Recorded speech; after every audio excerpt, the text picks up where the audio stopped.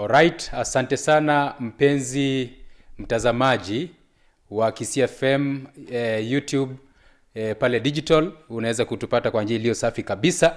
Ni wakati tena fursa nyingine nzuri ambayo tunakutana mchana sasa hivi ili kuzungumzia michezo ya shule za sekondari ambayo inapaniwa kuanza rasmi hapo siku ya kesho katika kaunti ya Kisii. Uwanja wa Kisii School utaweza kuwa na mechi mbalimbali, na pia ule uwanja wa Kanotunga Mosocho, na pia kuna baadhi ya mechi ambazo zitaweza kuchezwa katika uwanja wa Gusii Stadium. Kwa hivyo nachukua fursa hii kukaribisha tena kwa sana hapa studioni ili tuweze kuzungumzia hii michezo ya shule ambayo inapendwa na kupendwa sana. Ikikumbukwa tena pia finali za kinyang'anyiro hiki katika upande wa Nationals pia zitaweza kuandaliwa hapa mjini Kisii katika kaunti ya Kisii. Kaunti ya Kisii inajulikana sana katika mambo ya upanzi wa ndizi pia miwa hivi avocado. Kaunti ya Kisii inajulikana sana. So wale ambao wageni ambao watakuwa wanafika ama pia wameanza kufika, tunawakaribisha tena kwa sana ili muweze kujumuika na sisi. Tuwakaribishe kwa njia iliyo safi kabisa. Ewa iko shwari kabisa. Na pia kuna hoteli kibao katika kaunti ya Kisii ambapo wageni wetu wataweza kujiburudisha na kujituliza, kujiliwaza kwa njia moja au nyingine wanapoangalia mechi za shule za sekondari. Hapa studioni nina wenzangu. Upande wangu wa kushoto ningependa uweze kujitambulisha. Vipi kaka? Asante sana kwanza Jacob. Kwa majina naitwa Endir Gongera. Ndio. Wanafanya sports hapa ndani ya Kisii FM. Aha. Sasa hivi gumzo kubwa leo hii ni kuzungumzia mechi za shule ya upili, mura wa pili mwaka huu kwenye ile regionals.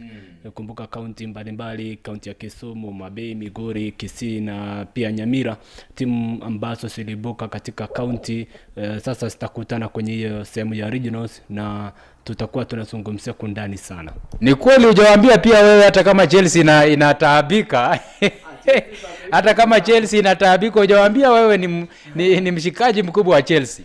Mimi ni shabiki mkuu wa klabu ya Chelsea na nina imani kwamba msimu ujao first leg ile kikombe tumechukua. Unaona huko katikati. Sitaki kuzungumzia sana. Tumeleta gari mpya KDH. Waachana na KDB. Sasa ni KDH. Huyo ni jamaa wa Chelsea anajaribu kujipa moyo lakini mnajua tu matokeo. Upande wangu wa kulia pia niko na rafiki yangu hapa wa siku nyingi, ajitambulishe tu jina mwenyewe itakuwa sawa. Asante sana. Kwa majina naitwa Brian Soejuma, najulikana kama Rayudi. Ni coach wa KFC Lenses Holder. Alright, asante sana mpenzi msikilizaji na pia aliye mtazamaji. Kwa hivyo tuanze tu rasmi. Hii mipira inapoanza, ningependa kwanza tuanzie na mpira wa wavulana, mpira wa kandanda. Kwanza tukianzia pool A. Tunaona hapa pool A kuna Agoro Sare, kuna Kisumu Day, kuna Kodero Bara na pia kuna Ongicha ambayo inatoka kaunti ya Kisii. Agoro Sare wanatoka pale Homa Bay, Kisumu Day wanatoka kaunti ya Kisumu na Kodero Bara wanatoka kaunti ya Migori. Tukizungumzia pool coaches, tukiangalia pia Agoro Sare waliwahi kutana na Kisumu Day mwaka uliopita pale kaunti ya Siaya wakati mechi za regional zilipofika. Ikawa kwamba katika pool walikuwa bado tena kwa pool moja, ambapo walipokutana kwa pool Agoro Sare alipigwa bao moja mtungi na Kisumu Day, bao ambalo lilifungwa na Duncan Omala. Lakini pia mwaka ambao ulikuwa umepita shule hizi mbili tena ziliwahi kutana katika finali. Bado tu katika uwanja wa Kisii School walipokutana finali, Agoro Sare alipigwa 2 mtungi na Kisumu Day, bado mabao ambayo yalifungwa na mchezaji Duncan Omala. lakini walipokutana kwenye fainali ikabidi wameenda katika matuta ya penalty. Katika matuta ya penalty hapa sasa ndio Goro Sare alisema mazee, umetupiga mara mbili, saa hizi hatutakubali, wacha kaende. Walipoenda katika matuta ya penalty, Goro Sare akashinda kwa penalty 7-6. Kisumu Day hakukubali, hakuamini macho yake, ikabidi ajaribu kujitetea kwa kesi, lakini kesi ilitupiliwa mbali na Goro Sare akaenda Nationals. Unaonaje Gongera? Jamaa wa tena wanakutana kwa mara ya 4 sasa, ikikumbuka kwamba kesho saa 8 katika uwanja wa Kisii School. Hii ndio mechi itakayofungua uwanja kesho kuanzia saa 8. Unaonaje kwa upande wako? Kwa upande wangu ni ishara tosha kwamba kama timu hizi mbili sasa kesho zinakutana mara 4, mara 3 wamekutana mara 2 kwa ushindi wa Kisumu Day. Na sasa Goro Sare wakakataa mara ya mwisho walipokutana kupitia njia matuta ya penalty ile dakika 90 kuishia sare ya kutofungana, na wakati walienda kwenye extra time ile ama matuta ya penalty na Goro Sare wakapata ushindi. Inakuonyesha kwamba hii timu ya Kisumu Day kwa upande mkubwa inaisidia sana timu ya Goro Sare, lakini sasa hivi ni kuonyeshana ile ya kujipanga kwako. Ninaamini kwamba timu zote mbili zimejipanga kufikia sasa, lakini kwa upande wangu naipigia upato sana Kisumu Day kuendelea sama matokeo mazuri dhidi ya Goro Sare. Mbona unaona Kisumu Day itafanya vizuri na sio hawa Goro Sare ambao ndio mabingwa watetezi? Goro Sare ndio mapingo watetezi, lakini wakati mwingine katika ulimwengu wa kispoti tunasema kwamba historia upenda kujirudia. Tukiambia ukweli, kama kuna mpinzani wako ambaye amekuzidia, chapo inaweza kuwa 70%, acha niseme historia inapenda kujirudia. Ukiangalia Goro Sare na Kisumu Day wamekutana mara 4, sasa wanaenda kukutana mara 3. Goro Sare wamepoteza na mara 1, hawajaipata ushindi wakikutana na hawa.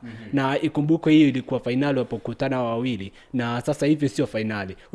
Ukiangazia finali kila timu inakuja ikiwa imejipanga. Hata sasa hivi mashindano yamefika mahali fulani ambapo timu inafaa kujipanga vizuri, ndio sikatai. Lakini finali ni kana kwamba Goro Sare walikuja wakati ambapo walienda extra time ama dakika walimalizia sare dakika 90.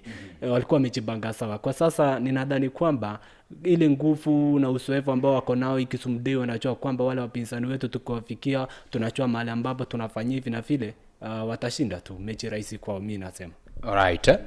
Katika upekuzi wangu mdogo ambao niliwahi fanya, nimepata ya kwamba Goro Sare kufikia hivi sasa wamefunga mabao 36 mpaka wamefika regionals. So ni kuonyesha kwamba upande wao wa safu wa mbele iko ngangari sana. Tena nikimzungumzia kuna kijana wako naye pale machachari sana, kijana anajituma sana, kijana ambaye anaweza beba hii timu yeye mwenyewe kwa mgongo wake na akaifikisha finali. Namzungumzia kijana Geoffrey Omondi, ambaye ni kijana anafanya kazi kubwa sana. Kwa upande wangu wa kulia, coaches, unaonaje mibabe wawili wanapokutana kesho siku ya kwanza katika uwanja wa Kisii School? Unaonaje nani ataibuka mshindi? Okay, mimi kwangu nakubali na mwenzangu fanya amesema. Kwa sababu tunasema historia ujirudia. Tukiangalia kwa timu kama Kisumu Day, tukiangalia kwa county sawa wamecheza huko kwao. Walipigwa 2-1, wakaenda kwa kesi wakashinda. So kwa wataki kurudia makosa tena. Ukiangalia finali walishinda 2-0. Pia game yao ilikuwa like wameimprove game yao. Tukiingia upande mwingine wa Goro Sare, wamecheza huko Homa Bay. Wakiwa kwa hiyo pool yao walitoka draw game ya kwanza, game ya pili game ya kwanza walipiga 1-0, game ya pili wakatoka draw ya 1-1. Game ya wakaingia kwa semis kama best losers. So tukiangalia kwa hizo alafu final wakashinda 2-0 na timu ya Tonga. So tukiangalia timu hizo mbili, mimi nipatie upato hiyo Kisumu Day. Kwa sababu kuna makosa walirudia last year ndio au kwenda nationals, pia wataki kurudia makosa. Ukiangalia hiyo historia tumesema wameshinda mara 2 wakaenda draw mara 1. So mimi kwangu sina shaka Kisumu Day itashinda mapema sana. Okay, mpenzi mtazamaji, unasikia vile wanavyosema wenzangu hapa, vile hii ndimu itakuwa hapo siku ya kesho, ambao ni ndimu inatarajiwa kuwa ya kukata na shoka. Pata shika nguo kuchanuka, katika kaunti ya Kisii nilivyokueleza. Pia tukiangalia, tumemzungumzia Goro Sare, tumemzungumzia Kisumu Day. Na pia kuna pia shule hapa ambayo inajulikana kama Kodero Bara. Inatoka kaunti ya Migori. Kodero Bara kwa mara nyingi sana Kodero Bara alienda kalala, wanasema ni sleeping lion. Alilala sana, akawa kanga anapita kanga anapita, kanga school anapita, lakini this time round Kodero Bara amerudi. Unaonaje? Pia tuko nayo Ongicha kutoka kaunti ya Kisii. Ongicha kutoka kaunti ya Kisii ukimwangalia amekuja tu kama underdog katika mechi hizi zilipokuwa zinachezwa katika kaunti ya Kisii, ambapo zilikuwa zinachezwa katika uwanja ule wa Nduru. Ongicha alikuja tu kama haonekani kama atapita tu, lakini amepiga watu, ameingia finali. Angalau amepigwa 4 mtungi, lakini yuko kwenye finali. Unaonaje katika regionals hizi, tukimzungumzia Kodero Bara na tukimzungumzia Ongicha, ambao sasa wanaonekana ni kama underdogs? Wataleta surprise ama unaona hao tu waendelee kupaki mizigo yao na kwenda nyumbani? Wakati mwingine mpira wa kabumbu tunajua kwamba unakuanga na surprises nyingi depending na timu yenyewe venye imejibanga. Hasa tukizungumzia timu ya Ongicha, acha nianze kuizungumzia timu ya Ongicha kutoka kaunti ya Kisii. Hao wanaingia kama runners up, walifika finali ile wakapigwa na timu ya Samieta, shule upili ya Samieta 4 mtungi. Chabo Gusi ndo wana host, ndo maandalizi wa hii mashindano kwenye hatua ya regionals. Timu mbili zikaingia kwenye hiyo hatua. Sasa ambao walifika finali ni Ongicha, basi wakaingia. Kwangu mimi ninaona kana kwamba kama Samieta iliwapiga hawa Ongicha 4 mtungi na ilikuwa finali, inamaanisha kwamba hawachachipanga vyema. Nina imani kwamba hii muda yote ambao kidogo ama hizi wiki ambazo chache zimepita wamechipanga vizuri. Huenda tukaona surprises mingi, lakini si sana. Kwangu kidogo Ongicha naona ni kana kwamba watayaga mashindano mapema. Na Ongicha kusema ukweli ile ya kwamba ile siku ambao walicheza semifinali, walicheza kama leo semifinali, wakatoka sare ya 1-1. Ikawa kumekuwa giza kulingana na zile sheria za shule ya kwamba ikifika saa 12 hakuna mechi ambayo inafaa kuchezwa. Ikabidi kesho waamkie matuta. Ilipofika kesho tena wakasema hapana, badala tucheze matuta, wacha hii kitu tuanze vizuri. Wakaanza vizuri tena, wakatoka sare ya 1-1. Unaona, mpira sasa tena ikachezwa full time, katoka sare ya 1-1, ikabidi sasa wameenda matuta. Kwa matuta hapa ndio Ongicha sasa amepita. Alipopita akapumzika kidogo, akaingia finali. So yeye kupigwa 4 mtungi na Samieta alikuwa na uchovu because tuseme amecheza karibu mipira 2 ikifuatana. Lakini naona umemuondoa. Vipi Kodero Bara?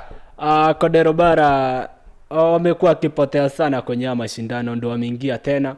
Miaka kadhaa imepita wamepotea ndo wameingia. Hata wao sionekana kwamba wale wababa ambao tumewazungumzia Agorosari na Kisumdei ni wazuri sana kwa hizi mechi. Zidhani kama watawapea ile nafasi ya hizi timu chipukizi ama hizi timu zingine ambazo zimepotea. Tukizungumzia bia timu gani imekwenda miaka 14 kabla ichengia Ambira. Kama umeenda miaka 14 14 good years kama ujengia ndo umeingia regionals mara ya kwanza, huenda ni ndo bahati yako. Lakini asilimia kubwa kwangu kibinafsi naweza sema kwamba hizi timu ambazo hazijakuwa zikionekana, nina imani kwamba na ninatarajia kwamba huenda wasifanye vizuri, lakini kama kutakuwa na surprises zitakuwa kidogo sana. Alright, asante sana coaches. Kodero Bara, Ongicha wanaonekana ni kama wamehaga mashindano hata kama hayajaanza. Ukweli urongo? Mimi kwangu kusema ukweli ni kuwa kwa hii ball hakuna underdog. Kwa sababu amepiga aje mejisaga hadi akafika finali, akajipata regionals. So kuangalia kwangu, tukiangalia kwa hizo counties au neighbors, tukiangalia tuanze na Western. Nani alijua Shandalema itapiwa itoke? Ngumu sana. Kama alijua. Tuende hii side nyingine ya huko Rift Valley. Nani alijua Goseta itatolewa kwa group stages? Ngumu sana. Nani alijua St Anthony? Tulikuwa tunataka kila mtu anataka St Anthony kuja Kisii waiangalie huko. Nani alijua itapigwa mabao 2? Ngumu sana. So mimi kuangalia kwa hizo timu zangu hizo mbili tumesema Ongicha na Kodero Bara. Ongicha tukiangalia kutoka nyuma. Wamekuwa wakipiga hizi mechi. Kuna mwaka fulani walipiga na Kisaba kwa finali. Wakafika finali. Yeah. Makosa kidogo wakaluzi narrow, wao ndio wangeenda regionals but ile maybe tuseme uzoefu wao kidogo. So sasa hiyo wamechipanga, niko sure. Nafanya tumesema walipigwa 4 ili na Summit. final ni anything. Tumesema walipiga games mbili, game ikifuatana. Na pia walikuwa wanajua wakifika finali wako ndani. So najua kwa hizi game kuna ile kuchificha, utaki ujulikane. So walisema unaficha nguvu. So mtu akikuja anasema huyu ni underdog, acha niweke watu wangu key players hapa, niweke wengine wacheze na wao. Anakupiga mapema. So kwa Ongija italeta surprises. Na niliona kuongesha maybe in case ikitoka kwa group stages, wale vijana ni wasuli kwa penalty. So mejisao mingi wakiingia hata finali wameshinda na penalty. Na niliona kipao ni mzuri sana, kipa mdogo. Okay. Wewe ni coach. Uko na timu ya Ongicha, uko na timu ya Kodero Bara. Unajua kuna mibabe wawili hapa mbele. Namzungumzia Kisumu Day na mzungumzia Goro Sare. Utafanyaje angalau ujaribu kutoka na point kwa zile timu?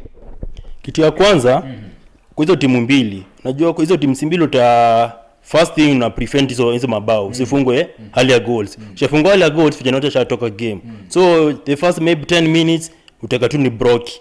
Unaweka pasi hapo kwenu. Hapo kwetu unaweka pasi kabisa, unasuia kila kitu. After 10 minutes usha frustrate wale majamaa. So itabidi wamekuwa ile pressure. Hii timu ndogo mbona chafunga. So iwalete ile wakuje kwa wote. Wakuje kutafuta. Upige counter. Wapige moja tena urudi tena wake pasi yako. Ufunge tena. Ndio kwa siku uende na pointi zako 3. Mpenzi mtazamaji, ndimu ni ngumu. Ndio maana timu ya Italia ambayo ndio mabingwa watetezi wa Euros wako nyumbani. So inategemea unacheza na nani na kocha ni nani. Nataka tutoke kwa hizi timu mbili tuende kwa ile pool nyingine.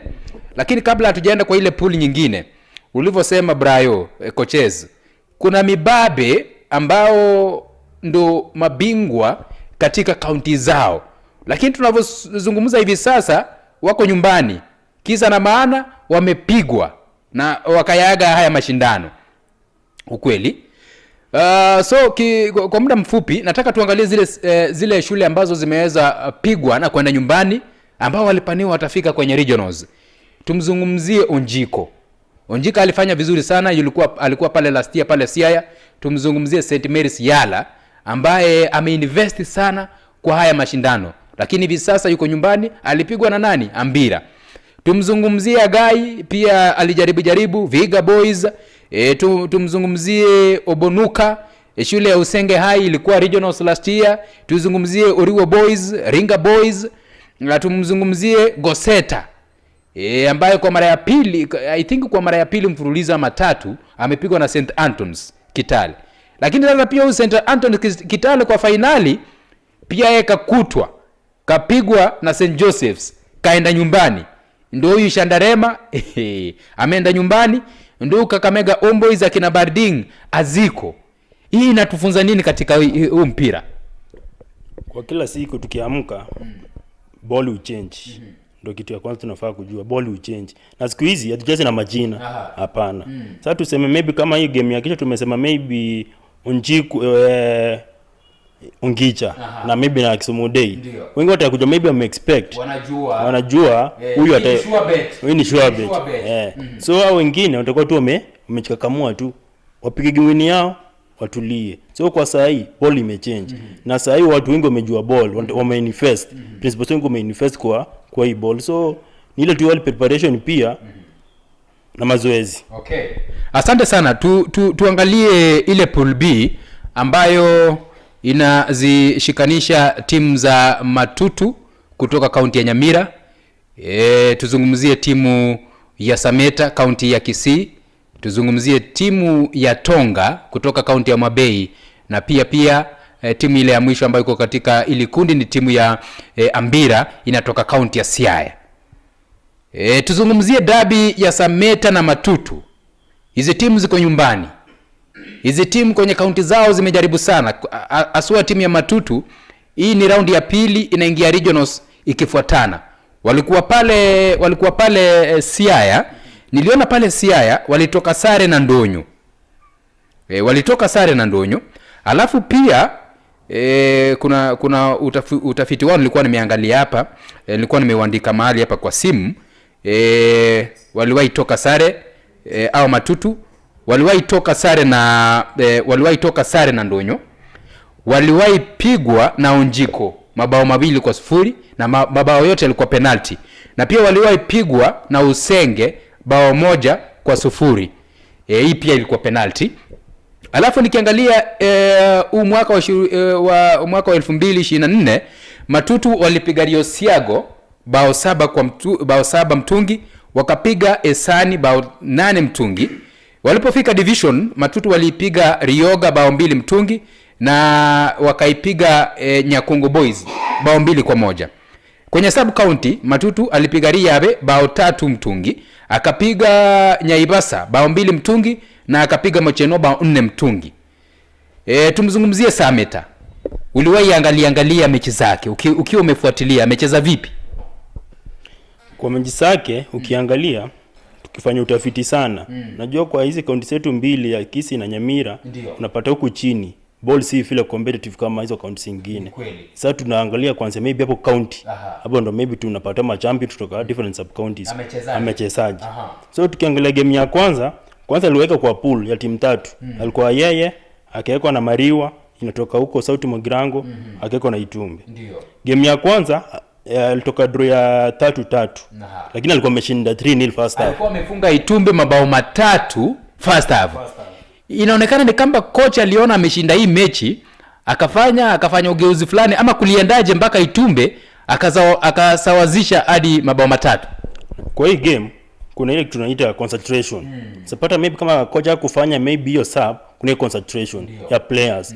Na ya chambea kabisa ndio umefungwa bao. Ushafungwa bao unafunga tena bao nyingine, tena ongeze nyingine. So kwa hiyo concentration ndio iliwatoka kiasi. Sasa kwa kutoka kiasi ndio wakapata hiyo timu nyingine ika-equalize hizo mabao 3. Game ya pili walipiga na Mariwa. Wakashinda 1 mtungi. Ndio. Alafu tuingie wakaingia quarters. Wakapiga na Nyanjo. Nyanjo ni wazuri. Kwa mpira ya mguso pia ni wazuri. Wako sawa. Wakapiga na Nyanjo 3-1. Wakaingia semis. Wakapiga na defending champions au ni Ndonyo. Wakapiga bao 1 mtungi. Ndonyo akaweka kesi ndani. Tutakuja zungumzia ni nini wale mibabe wakipigwa hapatosheki tu, wanasema wacha tujaribu na kesi tena. Tutakuja kuzungumzia hiyo. Wakapiga finali. Wakapiga finali na Ungicha. Wakaipiga 4-0. So kwa Sameta kwa hiyo county mzima, hiyo county games goal scored waliscore mabao 12. Maanisha usafi yao ya ulie ya kufunga wako sawa. Striker zao ni moto. Wako sawa. Alafu tukiangalia kwa mabao waliconcede silikuwa 6. Kumaanisha huku kwa nyuma inahitaji marekebisho. Si wazuri feel. Ukiangalia clean sheet wamekeep 3 kwa games 5. So kumaanisha kwa kupiga clean sheet 3 kwa games 5 pia inamaanisha pia uko sawa kiasi. Nile tu maybe ile game ya kwanza na hii game nyingine walifunga maybe ndo iliwatoka timing kiasi. Na game walishinda highest score ilikuwa 4-0 against team inaitwa hiyo Ongicha finali. Alright. Asante sana. Tuzungumzie huyu Sameta na Matutu. Ukiangalia pool ambayo kuna Ambira, kuna Tonga.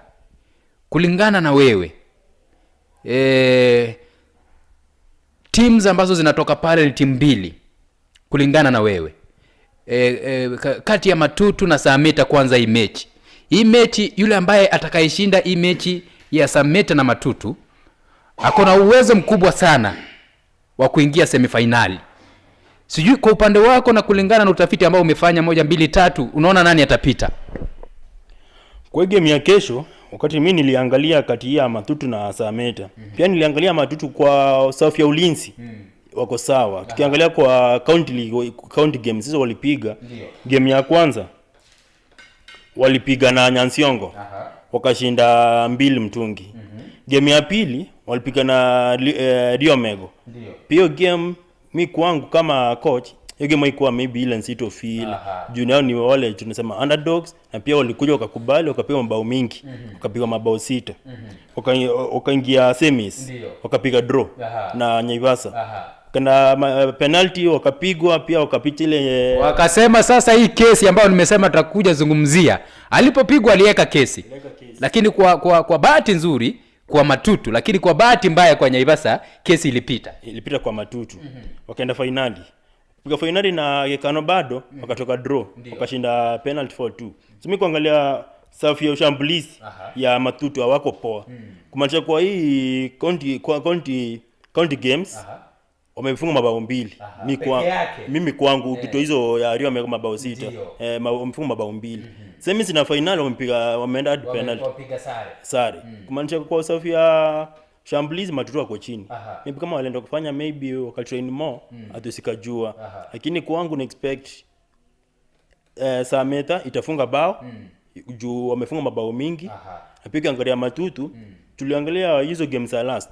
Tukasema game ya Usenge na Onjiku walipewa penalty. Ni penalty walizofunga. Mbona timu inapewa penalty? Inamaanisha una defend sana.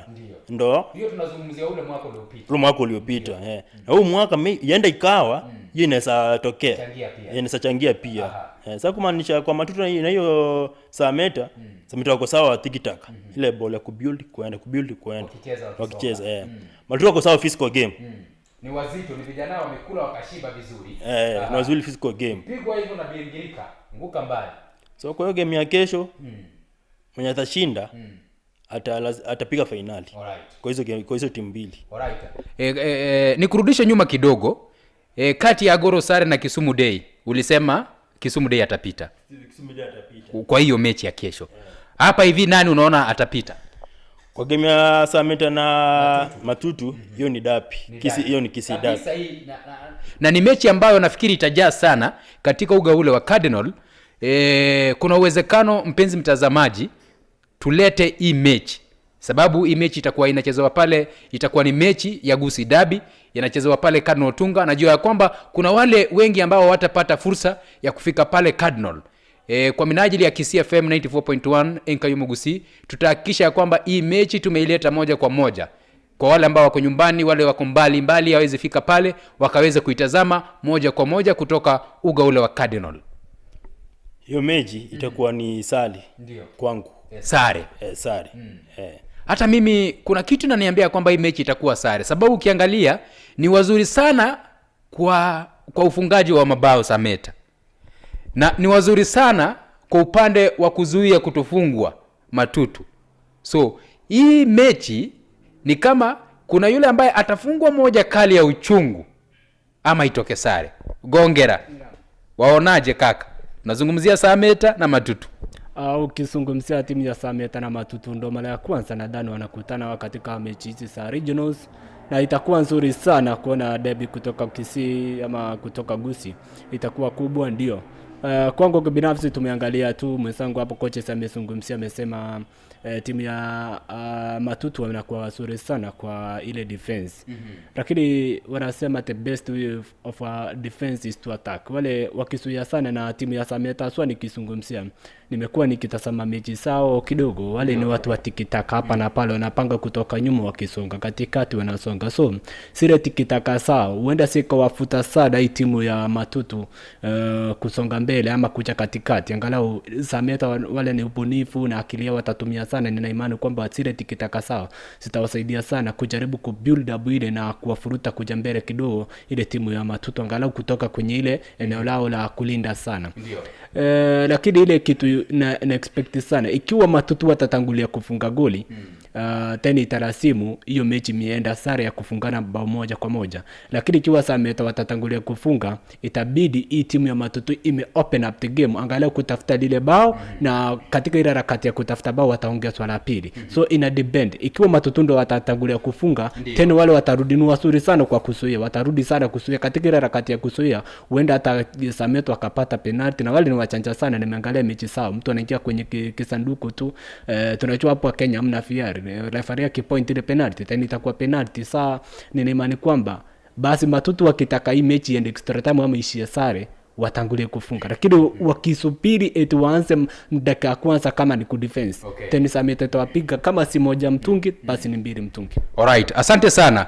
Tumzungumzie Ambira, tumzungumzie na Tonga kwa hii pool ambao pia ukiwaangalia ni shule zile ambazo zimekuja zimetulia, lakini ndani yangu nina uoga, sababu naona hizi shule ambazo zinatoka wa Ujaluoni ni zile shule ambazo kwa sana ukiangalia zimeinvest sana, open tournaments wanaenda, training wanapiga kila wakati. Ndio sijakataa timu za Kisii tu hawafanye training, lakini zile timu zimetoka Ujaluoni wako na ile passion sana, kuna ile kuinvest, wameinvest sana.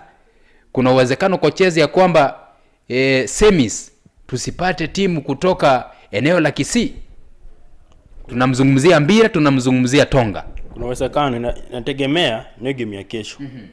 Tukiangalia Tonga, fenye nilisema awali, walipiga Agorosari. Ndio. Kwa hiyo pool yao. Na kwa hiyo pool yao, hiyo Tonga ndo ilitangulia kwa pool yao. But finally, najua tunasema ukipiga huku kwa group stages kwa finali pia ni ngumu, na badilika wakalose 2-0. Sio ni bao kidogo maybe kwao. So kumaanisha hii Tonga italeta competition, sio mchezo pia. Kiangalia Mbila imekuwa tu ni miaka mingi hajaingia huko. Ndio. So like wamekuwa wakitengeneza pole pole. Hii kitu wameipiga kwa muda gani? Ndio. Kwa miaka 14 years. Yes. Wamepiga St. Mary's Yard. Yenye imekuwa kwa hizo competition, imepiga open tournament, imeinvest sana. Hadi hawakuamini. Hadi ukiangalia hizo game walipiga hiyo finali yao, mafans walikuwa ni wengi. So walikuwa nasema maybe St. Mary's Yard itashinda, lakini ukiangalia pia St. Mary's Yard kutoka sub county level, kutoka Sono hadi huku juu walifunga bao moja. Na hiyo bao walifungwa ni ya Mbila. So kumaanisha ya Mbila pia sio mchezo.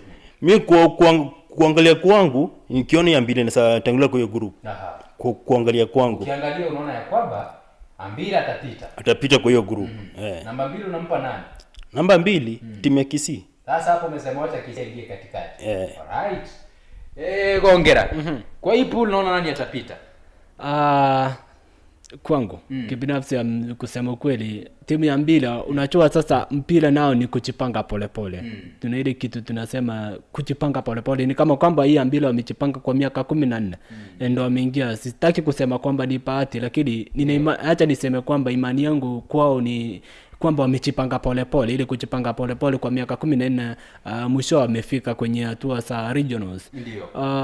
Wameitoa ni Yara, wameitoa. Sasa hii ni timu ambayo imekuwa kwenye mashindano kwa muda mrefu, wamekuwa wakitamba hapa na pale, wamekuwa wakiinvest huku na kule. Kutoa timu kama hiyo inakupa ile motisha fulani, inakupa ile motivation fulani, una imani kwamba hata nikisonga kwa haya mashindano basi atakuwa mepesi kama nimetoa huyo ambaye amekuwa kwenye mashindano kwa muda mrefu. Na mimi kwa miaka 14 sichakuwa. Sasa ni nini ambayo iwezekani ninapoingia kwenye regionals?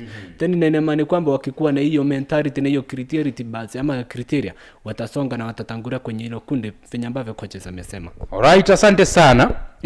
Nataka kuna mechi mingi ambazo zitachezwa. Tuko na netball, tuko na mechi ya wasichana ya soka, kuna volleyball ambayo sababu ya muda tutaweza zungumzia yote, lakini utakuwa tunakupasha ndani ya Kisii FM 94.1 kila wakati tutakuwa tunakupasha. Nataka kidogo tuzungumzie referees, wale waamuzi ambao ndo hufanya kazi kubwa sana kuhakikisha kwamba mshindi amepatikana kwa njia iliyo safi. But kuna wakati tunapata ya kwamba referee kwa wakati fulani analalia timu fulani, kwa umbali tu analalia timu fulani, inabidi pia mechi haijaisha inakatizwa katikati, sababu mafans wakiangalia wanasema mazee huyu jamaa inapofikia hivi sasa ni kama amelalia timu fulani. Sijui utakuwa na ushauri upi kwa mareferees ambao siku ya leo wameanza kliniki yao katika ule uwanja wa Kisii School. Wa referees walifika tangia asubuhi, wako pale wanaendelea na clinics kwa kisha na refreshers kidogo, kisha kwamba wanapoanza kazi siku ya kesho wanafanya kazi kuntu. Utazungumzia nini kuhusu referees, na iwapo wanakutazama utawapa ushauri upi? Marefari kwanza, upande wangu kwanza kabisa niseme huwa wanafanya kazi nzuri tu. Marefari wengi 99% wanafanya kazi safi. Najua sisi wakati mwingine mashabiki huwa tunaangalia tunasema kwamba kama ni Kisii inacheza na timu ya kutoka tuseme Kisumu. Kama ni huko Kisii sasa tutasema ile ilikuwa penalty. Kila mtu akana maoni yake. Lakini wakati mwingine wacha tuachie marefa kazi yao wafanye, na referee hakikisha kwamba umefanya kazi yako safi.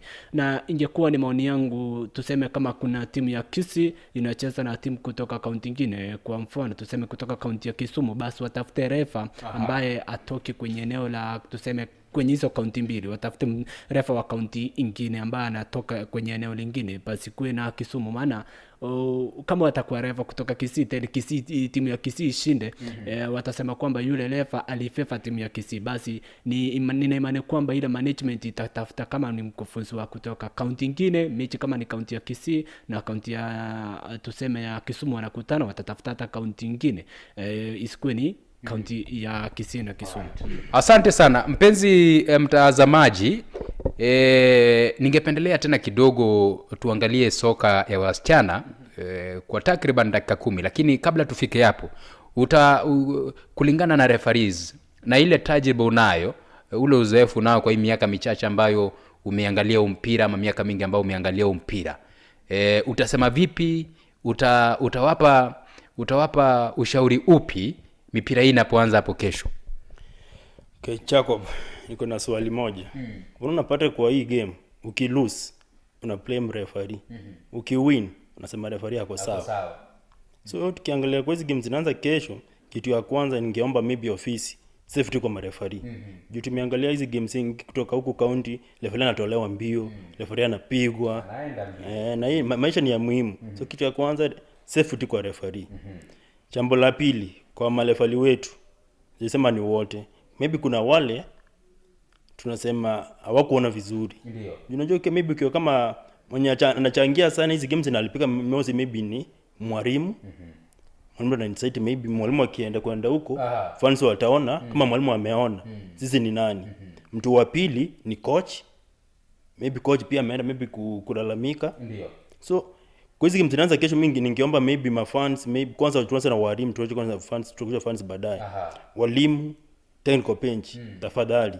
Kama umeona kama ni makosa, maybe kuna njia ya kuulizia. Maybe na pia loss of the game, lose na change kila siku. Kiamka leo utapata hii ilikuwa haiko, sasa hii haiko. Alright. So kitu ya kwanza tumesema technical bench na walimu, tafadhali. Kama referee maybe amefanya kama maybe ile kitu hukuona, pia kuna maybe tuseme umeangalia huko, umegusa maybe kama ni handball, referee yako nyuma yako, ataona aje? Ni ngumu sana. So ukiapproach maka ile referee atakwambia enyewe ilikuwa hii angu yangu mwenye nimeona kwenda huko si kuona, utaelewa. Alright. Kitu ya pili kwa mareferee, na hakuna VR. Okay. Ndio tumeshindwa na hizi nchi za maybe Europe. Kitu ya pili kwa mareferee sasa, how professional. Kunile njia maybe nimeenda kumuuliza, hey FIFA, hii imekuwa aje? Ndio. Ili kunile njia ana respond. Pia awe professional. Right. Asante.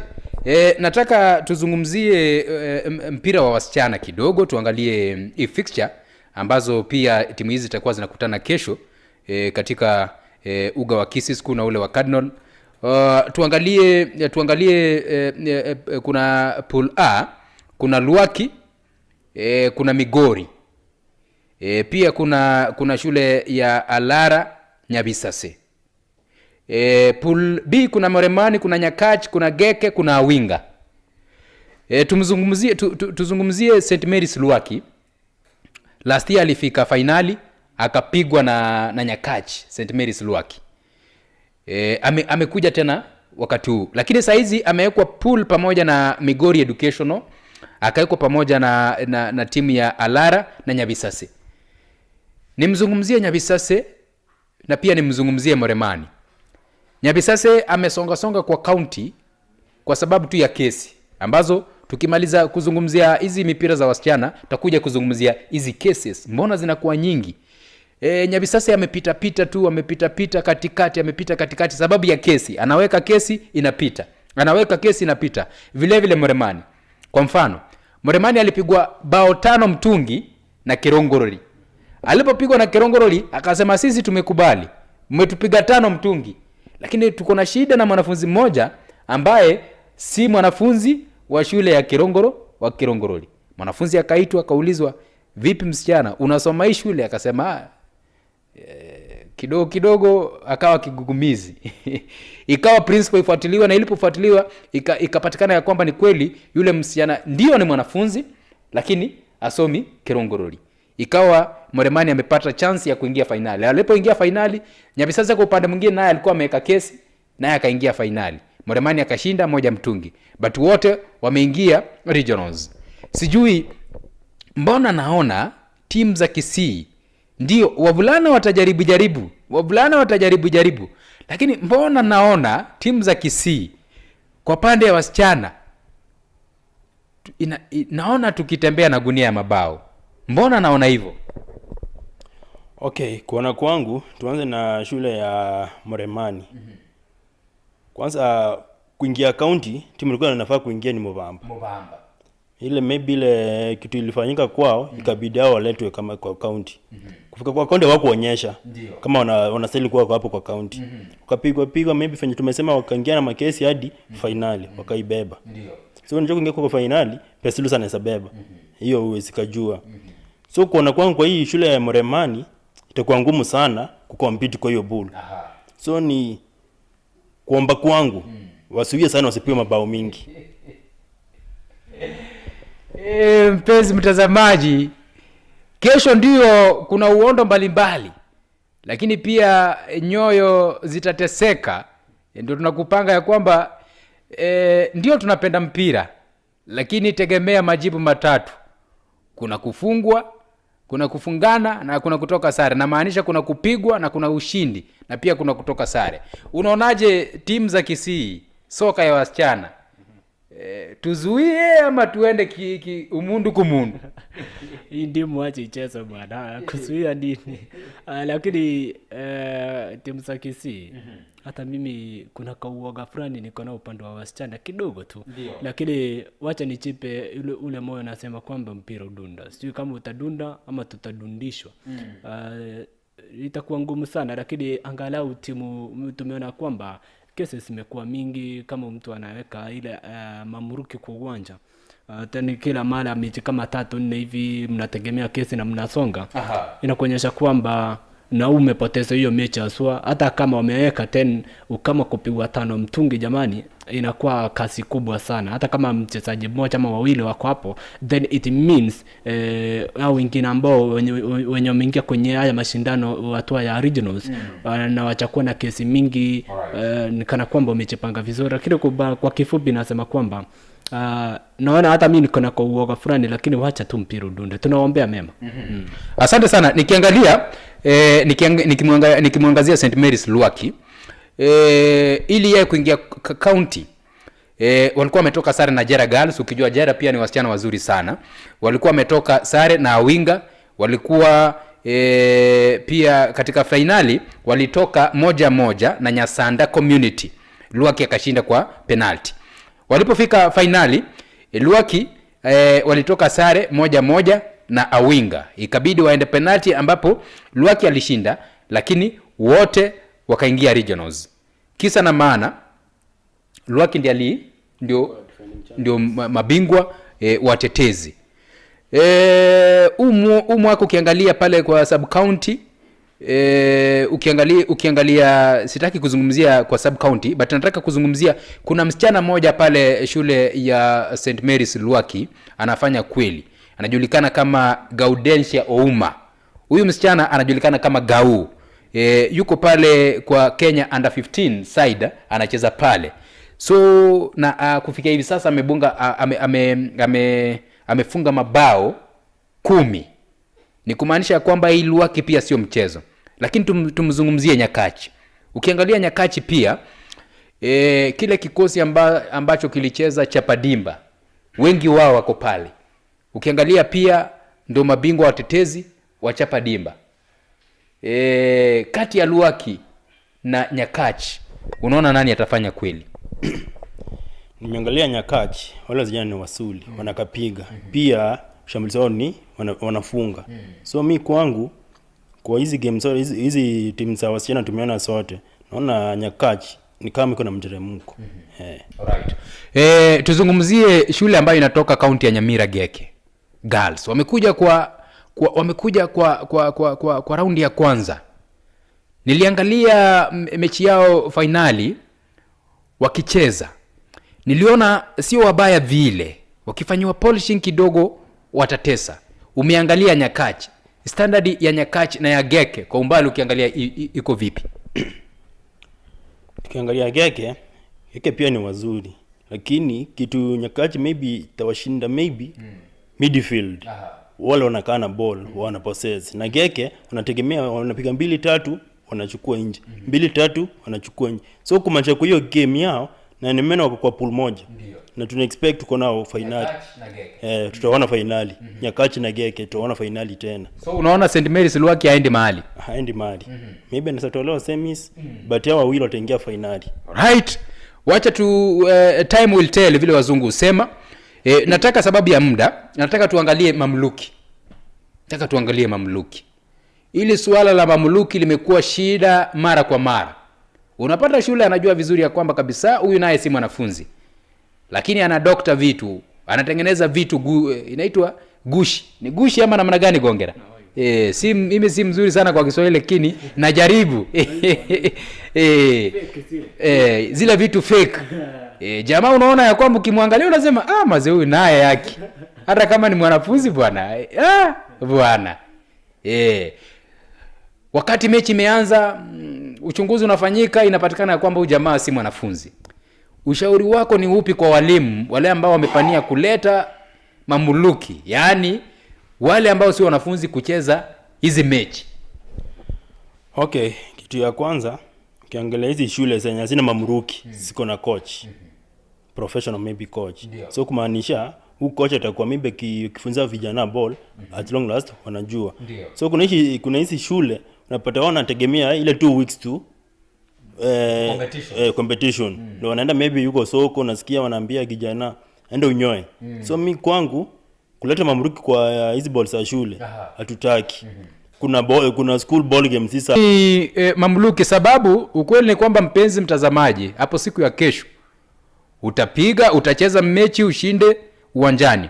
Lakini usiku wa kuamkia kesho yake ama hiyo kesho yake utapata ya kwamba ile timu ambayo ulipiga ndio sasa imeletwa uwanjani kucheza.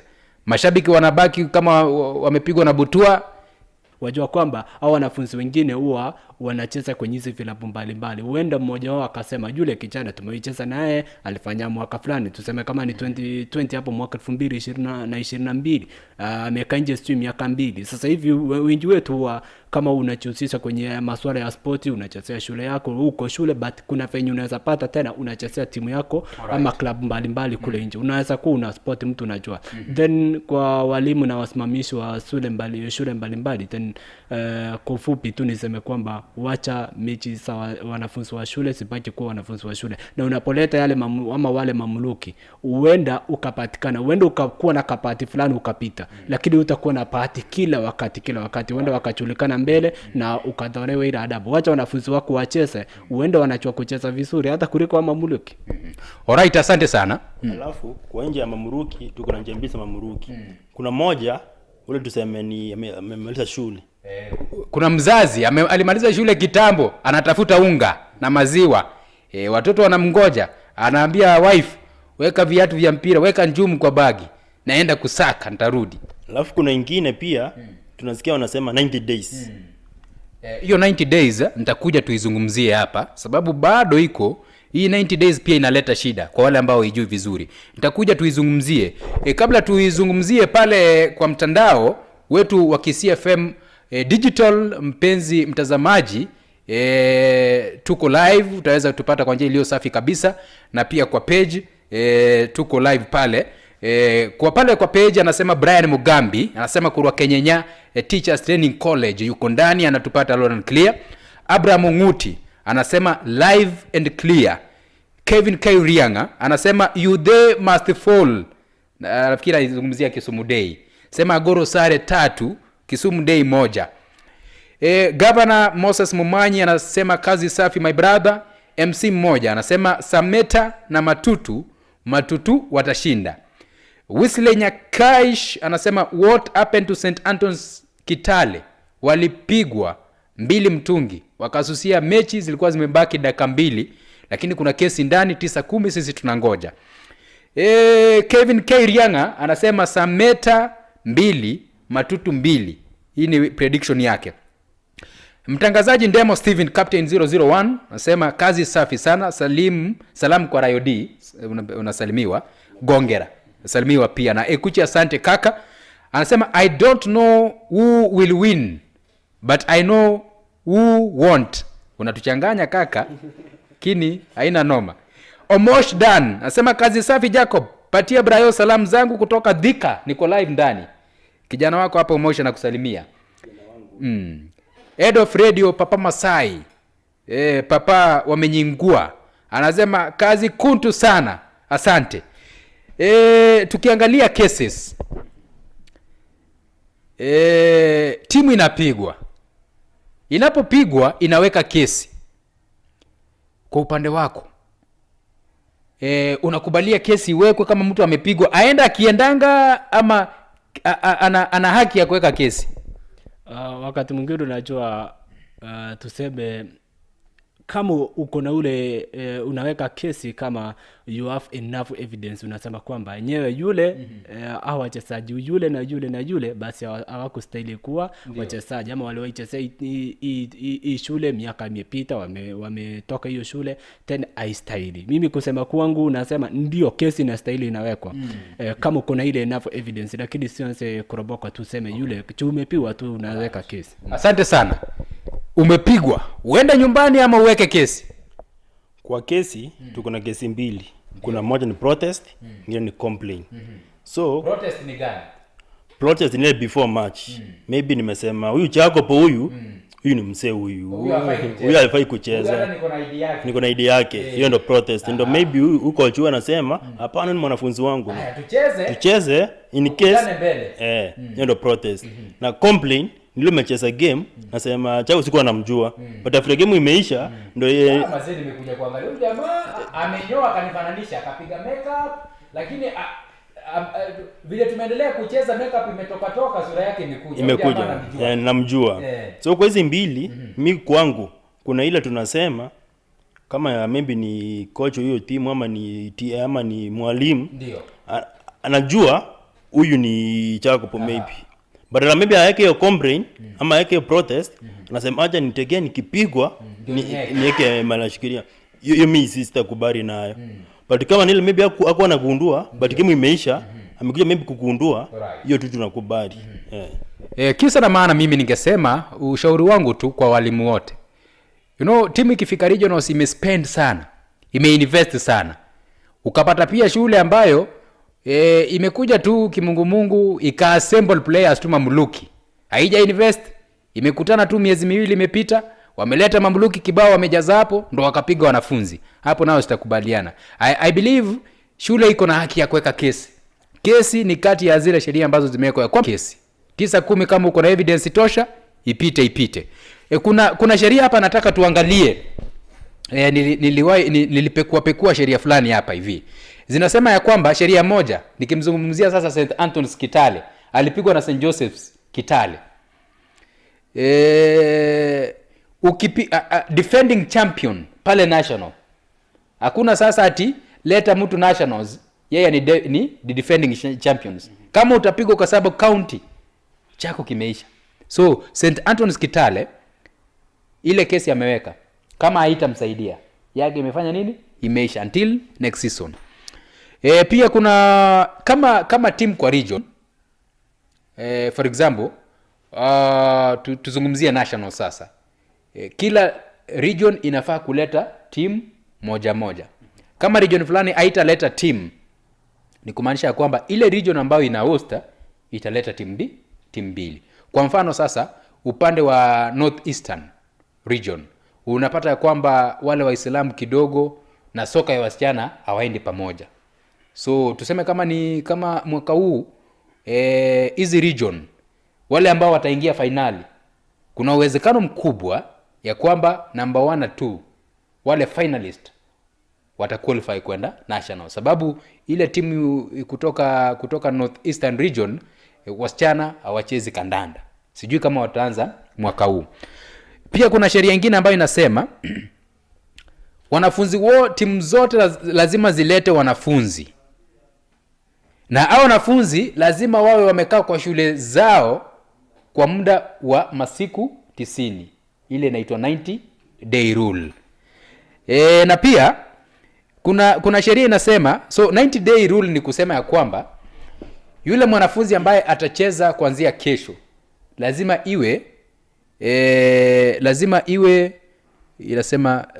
iwe alianza kucheza kuanzia tarehe 15 mwezi wa pili pale.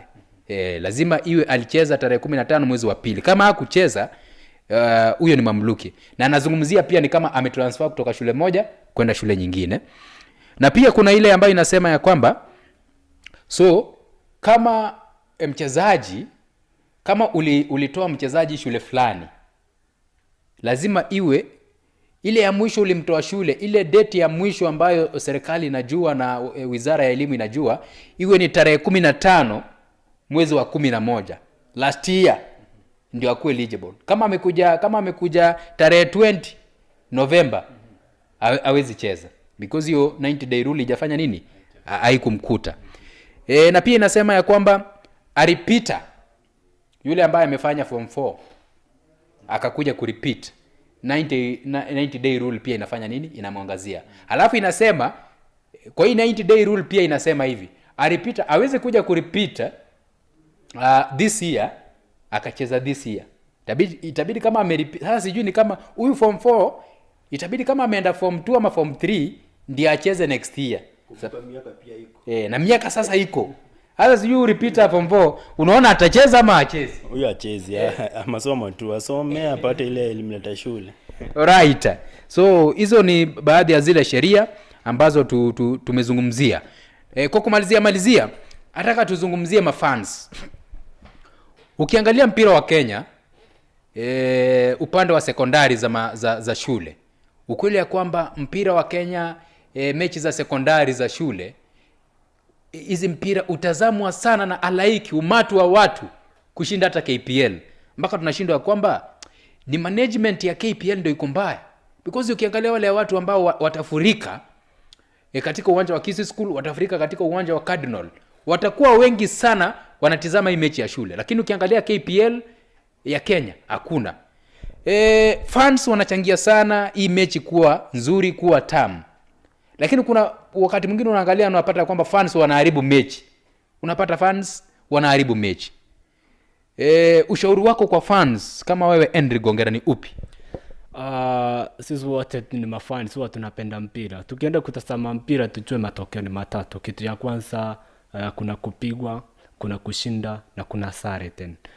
So ukienda kutazama mpira kuwa na ile nidhamu. Wakati mwingine unaweza leta furugu kwa uwanja upate mamumiza mwenzako, lakini furugu haistahili. Kuwa na ile hali ya kutaka kujizuia na kujivumilia kwamba mpira unacheza ndio, lakini mpira umecheza. Sisi kama mafan tushabikie kwa njia ya utaratibu. Unaona, tukue kama wale Waingereza kule juu. Kwa utaratibu tuachane mambo kama ni shabikia tu kwa kifundi tu, kwa utaratibu na yake basi, na kuleta zile furugu kwa uwanja eti sasa timu ya Kisii imeshindwa ama timu ya Umapi imeshindwa hapa na pale, kuleta furugu. Maana hizi mechi zote tuache sheria sifuate mkondo wake. Kama umeona refa kwamba achafanya vizuri, basi kuna sheria inafaa kufuatwa. Sisi mashabiki mara nyingine tunachikuta tuko kwa uwanja tunaleta furugu, mpira umesimama, na katika ile harakati ya kusimama mpira unapata hadi mwingine mume unapata kama ni ndugu yako. Basi tujaribu kuwa na ule utulivu na yake. Kama umeona kwamba hujaridhika na matokeo kuna ule mkondo unafaa kufuatwa, na nina imani kwamba kama wewe shabiki umeona, basi hata wale viongozi na ile management ya timu fulani kutoka kule juu na umeona kwamba hapa kuna sheria haitafanyika vizuri, tena watafuata mkondo wake. Okay, asante sana. Coaches, upande wa mafans unapata fans ya kwamba fans wameanza kupigana, fans kwa mafans, fans wameanza kukimbisha referee, fans wanasukumana mpaka unapata ya kwamba assistant referee hata hana ile lane yake ya kukimbilia, inabidi anafinya uwanja. Ushauri wako kwa mafans ni upi? Ushauri wa kwanza kwa fans wawe sopa. Juu napata kuna ule fana anasema lazima niguze kale kitu ndo nichangie vizuri. So maybe kama lazima ukaguze but uwe njia nzuri ya kushapikia timu yako. Kitu ya pili fanya nilisema awali huku itakuwa maybe ni ngumu tuseme coach wa Kisumu Day kwenda kuambia mafans maybe wa Samet Songeni. So kila shule kwa responsible na mafans wake. Asante sana pia ushauri kwa mafans najua wengi wataabiria kwa pikipiki zao, kwa magari zao. Tafadhali punguza kinywaji. Punguza kinywaji na kama inabidi ukunywe basi sijui itakuwaje, sijui kwako itakuwaje, lakini punguza kabisa, sababu uwezi kunywa na kuendesha. Na pia usije kwa hizi shule za hizi michezo za shule kama umelewa. Utakuwa unaleta aibu, sababu askari watakuwa wamejaa pale, unaweza naso usirudi nyumbani. Vile vile hii ni ya muhimu. Achana na watoto ya shule. Achana na watoto ya shule my friend. Achana na watoto ya shule. Wewe kuja angalia mpira vizuri. Inajua kwa hii mpira ya shule pia utapata msichana fulani ambaye amemaliza shule ukaoa yeye. Hiyo inakubalika. Hiyo hatukatai. Lakini achana na watoto ya shule. Kama umepata msichana hapo, itisha yeye ID. Angalia vizuri kabisa. Angalia huyu mtu ako na ID na hii ID amekupea ni yake. Otherwise unaweza kosa, rudi nyumbani. Pale Facebook nataka niangalie 2-3. Tumalizie, nataka tumalizie kwa upande wa shule. Nafikia tutakuwa tumemalizia na tutakuwa tunatakia kila shule tunaitakia kila laheri kulingana na vile wamejiandaa, sababu sote sisi ni wana wa Mungu. Lakini kama umejiandaa vizuri itakuwa afueni kwako. Pale Facebook kwa fan page Generali Gichana, huyu ni coaches pia, coaches wa Muruga FC, asema natakia Matutu na Geke ushindi. Salimia Rayo na Gongera. Okay, kuna ingine hapa zinatoka mbio hapa. Samuel Oroni anasema kutoka Keginga, anasema yuko ndani anatupata loud and clear. Right, kuna ingine hapa tena. Anasema General Gichana anasema hapo kwa inaruka hapa sababu ziko nyingi. Tanisamea mpenzi mtazamaji, nitafute tena vizuri. Kuna ujumbe hapa wa Gichana. Anasema hapo kwa region kukosa kuleta team. Sema usimamizi wa mashule usika upigwa fine ya shilingi 20,020. So tuseme North Eastern kama wataleta team watapeana 20,020. Okay? Brian Mugambi anasema kwa Kenya TTC, anasema yuko ndani. Abraham Onguti sema live and clear. Hizo ni zile baadhi ambazo zinafika kwa hivi sasa. Young Peace Jacob, si lazima muongee Kiswahili, game ni Matutu na ngoja. Huyu Young Peace sijui ni kama Kiswahili umpiga chenga kidogo. Lakini kaka, kwa minajili najua ya kwamba ni wengi watakuwa wanafuatilia hii, kwa hiyo utatusamea tu, lakini kuna mahali 2-3 tutakuwa tunakoroga ya nyumbani. Kwa upande wa biashara, tuzungumzie upande wa biashara. Katika county za Nyamira nilikuwa pale, biashara ilikuwa chini kidogo. Kulikuwa na miwa, ndizi, chips kidogo hivi. Sijui kwa upande wa biashara, ndio maana hizi mechi zimekuja nyumbani, wale wana biashara ambao watakuja kesho kutafuta mapato. Sijui utawaambia nini?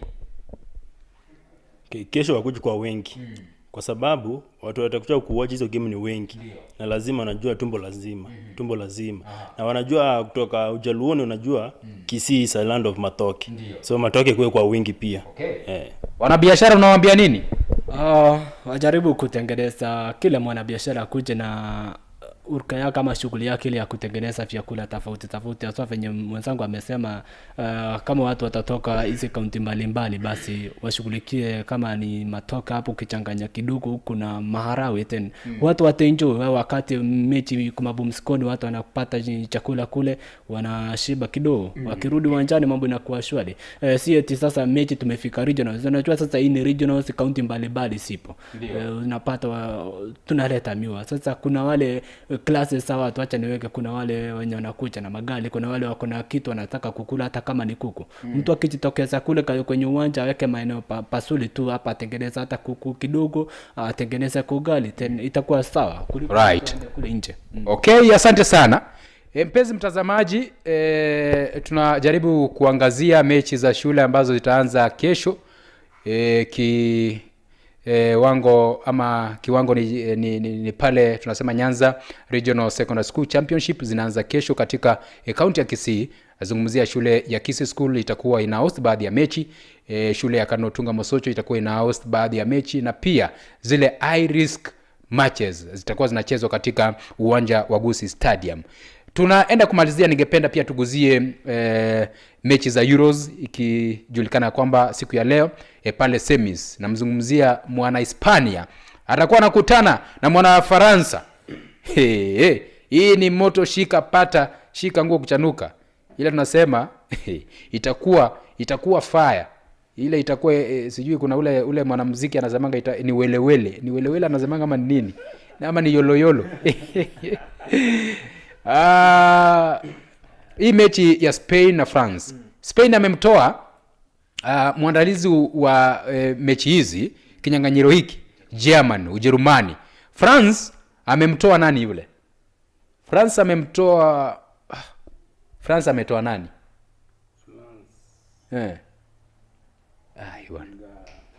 France ametoa nani? Mbona mimi napotea na nyinyi mnapotea? Netherlands atakuwa na France amemtoa Portugal, Mreno, si ndio? Kwa penalty. Netherlands amemtoa Uturuki. England amemtoa Switzerland. Tuzungumzie Spain na France. Hii semi-final unaona vipi?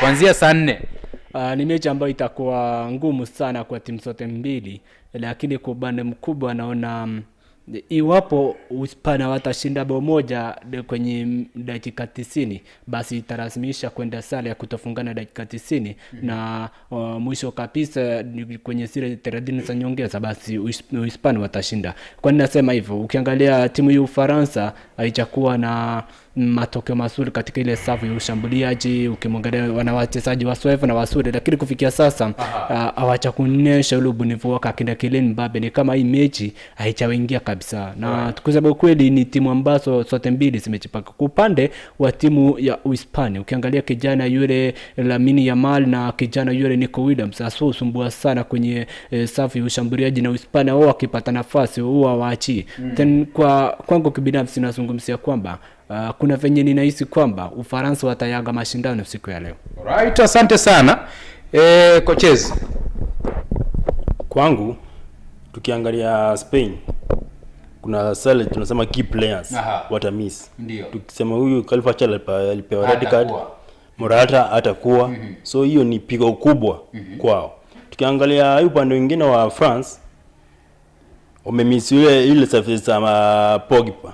Ukiangalia Pogba kwa zile mechi zake alikuwa anaona Mbappe. So Mbappe alikuwa anaonekana juu ya Pogba.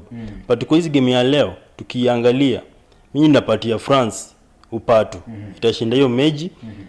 Naomba sana mwenzangu anaitwa General Kichana anisamee kwa hiyo mechi. Ni Muhispania. Right.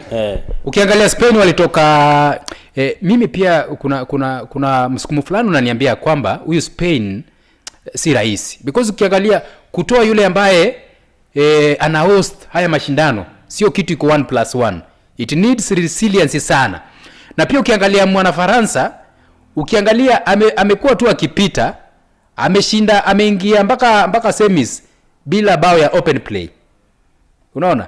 Sababu zile bao ambazo Faransa wamefunga ni nini? Ma own goal pale. Ma own goal na pia kupitia hii mikwaju ya penalty. Lakini Hispania ukiangalia anafunga but kama inabidi wanaingia penalty, lakini anafanya nini? Sijaona kama kuna mahali wameenda mapenalty Hispania. Wameenda penalty kweli? Amefunga tu. Ni ile hii ya mwisho wameenda na Germany extra time akafanya nini? Akafunga. So kuna msukumo fulani unaniambia kwamba Spain huu sio mchezo. Naona Spain akipita. Tuzungumzie Netherlands na England. Huyu Muingereza naona ako overrated. Because akona Harry Kane, top scorer Bundesliga. Akona Jude Bellingham, ameshinda La Liga, ameshinda Champions League. Pale nyuma kuna Phil, pale mbele bado kuna Phil Foden ameshinda EPL. Tuko na Bukayo Saka, wale ambao ni run ups.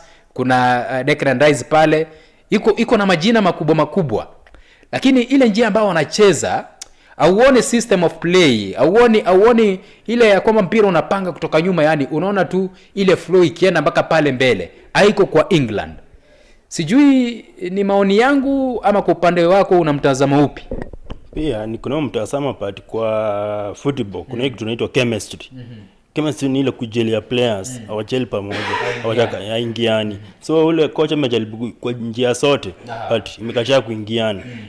Ndio maana unaona kwa saa hii anajaribu ile njia at least apate win ndo asonge mbele. So hii mambo mengine maybe tunasema mbona wachezi nini, yeye kitu yake anaangalia matokeo asonge mbele.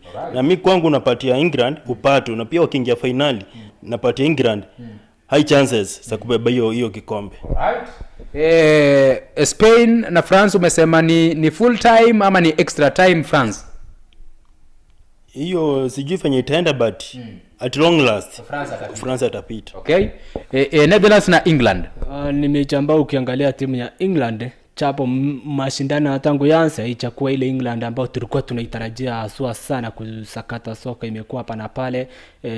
Wanasukumwa sana, na ukiangalia wamecheza mechi vizuri lakini sio vizuri sana vile ambavyo tumetarajia. Hata mechi ya mwisho ambao wamecheza na Switzerland, kama sio kijana Bukayo Saka alikuja kurudisha lile bao na wakalazimisha hadi matuta ya penalty, tena wale wangepiwa. Nikimzungumzia coach Gareth Southgate, ni kana kwamba angalau alipozungumziwa sana na wanahabari, walipozungumzia sana so wa sport waliposema kwamba yule Trent Alexander-Arnold atemwe nje na angalau tafute ile midi itakuwa sawa. Tumeshuhudia sana tangia ile midi kwa kati ya Bellingham, Declan Rice wa klabu ya Arsenal na kijana Kobbie Mainoo, angalau imeanza kuamka kidogo. Nina maana kwamba wanapocheza na Netherlands, Netherlands ni timu ambayo imejipanga nao kifiao wanakuja vizuri, lakini nina imani kwamba wale wakikopalete vizuri midi imekuwa sawa. Sasa ikiwa atamchezesha Bellingham tena, Declan Rice na Kobbie Mainoo, alafu upande wa ushambuliaji kidogo ningependa sana Harry Kane angetemu nje kidogo kwa maoni yangu. Yule kijana wa Ivan Toney yule wa Aston Villa anaitwa Watkins, anakuanga mzuri sana. Nilipomwangalia akianza hiyo mechi ndio Arkane nilimsoea, lakini venye mashindano yalianza mimi Arkane achakuwa yule Arkane ambaye nimemsoea sana. Huyu kijana ambaye nimezungumzia yule Watkins ni mtu ambaye anaenda kutafuta ball akuchafunge, lakini Arkane anangojea sana, na katika ile harakati ya kungojea sana kwenye mashindano nimeona kwamba ukisubiria ukingojea ball kama Kylian Mbappe, kuna ile marking, ile police marking tunaita kwa mpira, unapata mchezaji fulani kocha amesema kwamba mark yule kijana asisonge, lakini ikiwa unaenda kutafuta ball unarudi position yako itakuwa sawa. Basi siku ya leo kwa kifupi nasema kwamba ama kesho England watashinda, na wakifika finali basi watapatana na Uhispania na England huenda wakaipoka kwa washindi. Alright, asante sana mpenzi mtazamaji. Mechi kati ya Spain na France tutakuletea moja kwa moja mida ya saa 4 ndani ya Kisii FM 94.1. Mimi pamoja na Henry Gongera na pia mtangazaji mwenza Stes Wosibori ambaye ndio mama yao, anasema Queen of Sports. Pia nataka nipeane shoutouts kidogo hapa tumalizie.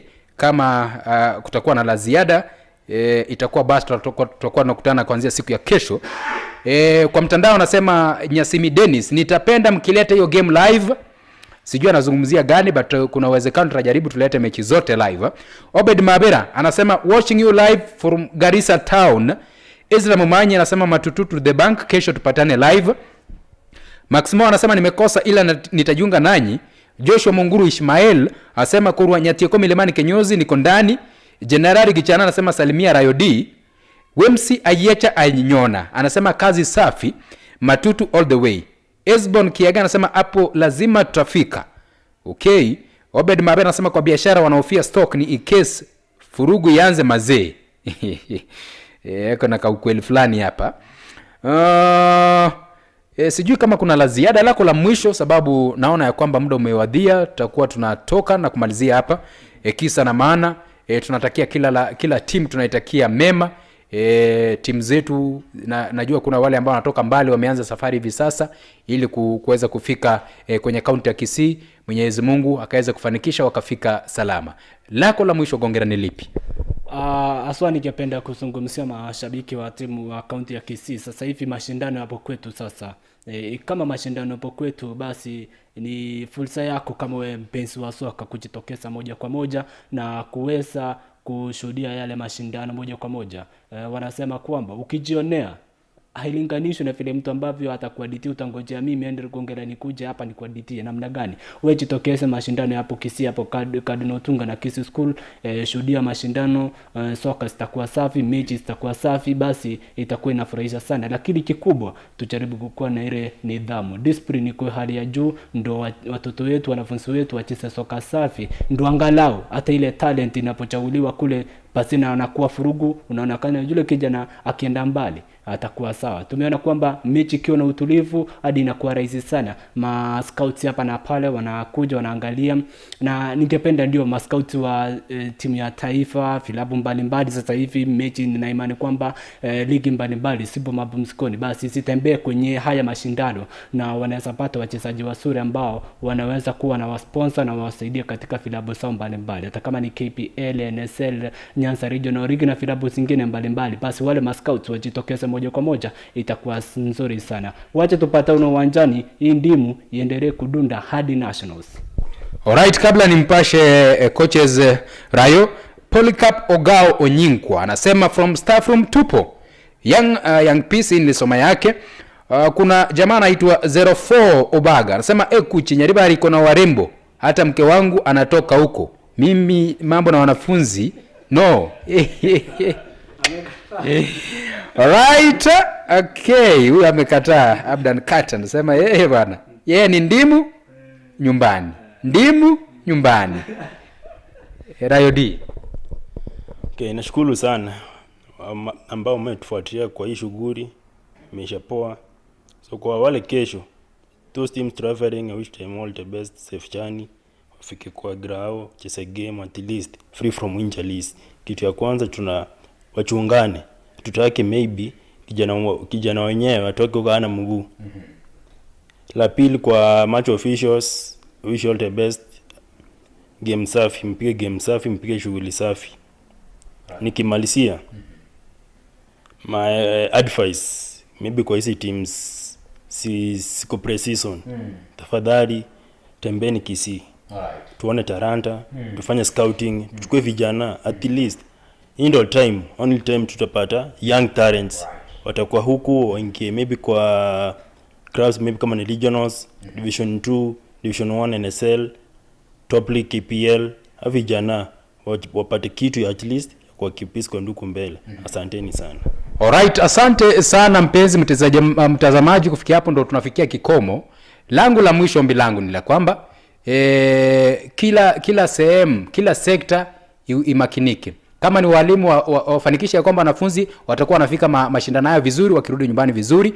Mafans, leta macho tu, sababu hii mechi sio yenu, hii ni ya wanafunzi. Leta tu macho tu, mambo mengine weka kando. Nilikwambia hapo awali, kama una kama mtu, angalia yule fan mwingine wa jinsia nyingine, ongea na yeye. Nationals pia ziko hapa, kaa mpole, tuliza boli. Ukiona haja kufurahisha, ngoja Nationals. Sawa sawa. Ile tulete utulivu katika kaunti ya Kisii. Wamama wetu wanafanya biashara, wauze. Sababu vurugu ikifanyikana vurugu, wale watu wateka advantage kuharibu biashara ya kina mama na baba zetu.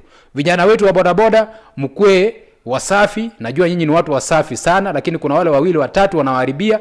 Mkue wasafi mnapofanya kazi hii ya barabarani, mkue wa kweli, pata kile chako kidogo. Na pia mahoteli zetu ziwe safi, ili wageni wanapokuja sema mgeni njoo, mwenyeji afanye nini? Apone. Kumalizia mpenzi mtazamaji, reporters wetu watakuwa ngangari katika uwanja wa Kisii. Reporters wetu watakuwa ngangari katika uwanja wa Gusii Stadium, ikiwezekana na pale Cardinal, kuhakikisha kwamba haya yote ambayo yatakuwa yanatendeka tutakuwa tunawapata kwa njia ya utendeti na njia safi kabisa, kwa minajili ya wale ambao hawatakuwa wanapata nafasi ya kufika hapa mjini Kisii kwa sababu ya kikazi na shughuli zingine mbalimbali, zile ambazo haziwezi epukika. Kwa fundi wangu wa mitambo ambaye pia ndio cameraman wangu Nimrod Mongare, na kushukuru sana kwa kazi nzuri ambayo umefanya, na ni ombi langu ya kwamba tutashirikiana kuanzia siku ya kesho Jumatano kuanzia mida ya saa 6 hadi siku ya Jumamosi, ambapo ndio mechi itakuwa inafika kikomo. Tosha kwa leo. Mtangazaji wangu mwenza wa siku ya leo Andrew Gongera, na pia mgeni wetu coaches Rayo D, ambaye ni coaches mdogo sana kwa miaka, lakini tajriba ni nyingi sana. Nashukuru kwa kukubali wito kufika hapa. Kuna wale ambao walikuwa wafiki lakini wakashika mahali, sema inakubalika. Hadi siku ya kesho, mpenzi mtazamaji, tutakapokutana, na kutakia kila laheri, na ombi langu endelea kusikiza Kisii FM 94.1 na kuendelea kutufuata kwenye mitandao, sababu kama tujasema haijatendeka. Bye bye, tosha kwa leo.